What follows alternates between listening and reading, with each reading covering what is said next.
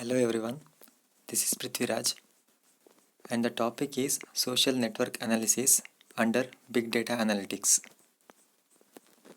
Social networks are graphical representation of relationship among people and entities. This social network analysis is the art and science of discovering patterns of interaction and influence within the participants within the network. Participants can be either people, organization, machines or any other type of entities. Here we have two techniques and algorithms. The major level of social network analysis, either discovering the subnetwork within the network or ranking the nodes to find more important node. Here I am going to discuss about computing the importance of nodes. In the network with the directions, the nodes can be compared based on their relative influence or rank or importance. Every outbound links from a node can be considered as outflow of an influence, and every incoming links to that particular node that can be considered as an inflow of an influence. More in links to a node that has the more importance or greater importance. Here the main task is to identify a set of rank values which satisfies the set of links between the nodes. It is an iterative process that begins with some initial value and continue to iterate until the rank values get stabilized. Here is a problem. We have to compute the rank values for all the nodes of a given network, and we have to find which is the highest ranked node. That means which node has the highest preference or importance. In the step 1, so there is a bidirectional link within the given network. First we have to note it down all bidirectional and unidirectional links. So based on that only we can get to know what are the outgoing links and incoming links. So for node A which links to B, node B links to C, node C links to D, node D links to A, node A links to C, node B links to A. We'll begin by assigning the variables for influence value for each node as RA, RB, RC and RD. And here our goal is to find the relative values for these variables.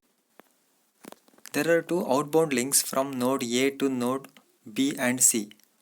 As you can see in the diagram, from node A we have two outlinks, one is to B and another is to C. Thus both B and C receives half of the node A's influence. Similarly B to C and A. So from node B we have two outlinks, one is to A and another is to C. So both C and A receives half influence from node B. From D to A. So from node D we have only one outlink, that is to A. So we can say that A receives complete influence from node D. Similarly from C to D. So only one outlink from C to node D. So D receives full influence from node C. We can write the equation for all the nodes since we have taken the variable as RA, RB, RC and RD. Now for RA we can write it as 0.5 into RB because A receives half of the influence from B and complete influence from D. So the equation becomes RA is equal to 0.5 RB plus RD. Now for RB 0.5 into RA because B receives half of the influence from A. RC is equal to 0.5 RA plus 0.5 RB since C receives half of the influence from A and half of the influence from B. And RD is equal to RC since D receives complete or full influence from C. So this is the equation for the given network. Now step 2, we'll write down the same thing, and this is called as a influence matrix, where we have written for RA, RB, RC as well as RD, and the value 0 represent the term is not represented in the equation. So wherever you can see 0, that indicates that that particular term is not present in the given equation. Now let us start with some initial set of rank values, and then we have to perform the iteration for multiple number of times. Now based on the initial values or initial set of value, we'll start with the initial rank value as 1 divided by n, where n indicates the total number of nodes present in the network. As you can see, in our network we have 4 number of nodes, so the value is 1 divided by 4. So this 1 divided by 4, that can be written as 0.25. Hence we have the variables RA, RB, RC and RD, and the initial values will be 0.25 for all the variables. Step 3, based on the initial value and the equation, compute a revised set of values that gives the iteration 1. Now based on this initial value, we have to perform the first iteration. We have the equation for all the variables for all the nodes. Now we have the variables here and initial value is there. We have to perform the first iteration. Now the first thing for RA is equal to, as per the equation, 0.5 into RB plus RD. Now for RB and RD, substitute the initial value of RB and RD, that is 0.25, and we will get the value as 0.375.